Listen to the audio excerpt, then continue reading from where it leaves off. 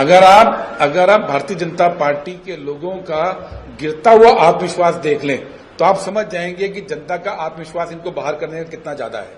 इनके बयानों में जो गिरावट देखी जा रही है वो सीधे सीधे डायरेक्टली प्रोपोर्शनल बोलते हैं। इससे है कि हम वो सीटें जीतने जा रहे हैं।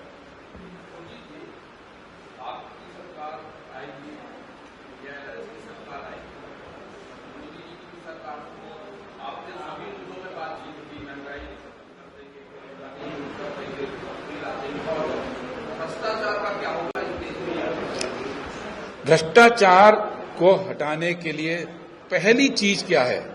वो है पारदर्शिता, ट्रांसपेरेंसी। कांग्रेस की जब यूपीए सरकार थी तो राइट टू इंफॉर्मेशन, सूचना का अधिकार क्यों दिया गया था? इसलिए दिया गया था कि पारदर्शिता बने। पिछले 10 साल में मोदी जी ने पहला काम क्या किया? पारदर्शिता को खत्म किया। दूसरा शर्त क्या है कि एजेंसी सुचारू रूप से काम करें। हमारे टाइम में जब भी कोई शिकायत आती थी, चाहे अपने नेताओं के खिलाफ आती थी, सरकारी एजेंसीज काम करती थी। लेकिन पिछले 10 साल में मोदी जी की सरकारी एजेंसीज का एक ही काम है कि इस देश में ढूंढिए कि भ्रष्टाचार किसने किया, उनको पकड़ के मोदी जी शाह जी के पास लाइए, उनकी सेटिंग करवाइए और उनको भारतीय जनता पार्टी में ले आके केस को खत्म करवा दीजिए। ये इस देश में होने लगा है।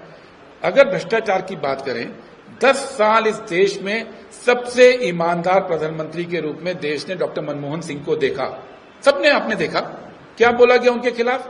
2G स्कैम, काल्पनिक स्कैम था ना। अब तो हम सब जानते हैं 10 साल में किसी को सजा हुई, कोर्ट ने सब कुछ खत्म कर दिया। क्या बोला? कोल स्कैम, 10 साल में कुछ निकाल पाए? एक भी व्यक्ति पे कोई केस हुआ? क्योंकि काल्पनिक केसेस खड़े किए गए थे भारतीय जनता पार्टी द्वारा। जबकि यूपीए की सरकार ने रोड मैप दिया था, भ्रष्टाचार हटता है पारदर्शिता से, भ्रष्टाचार हटता है जब एजेंसी सही से काम करें, भ्रष्टाचार हटता है जब टेक्नोलॉजी का सही इस्तेमाल किया जाए। ये हमने किया था। मोदी जी ने टेक्नोलॉजी का इस्तेमाल किया, इलेक्टोरल बॉन्ड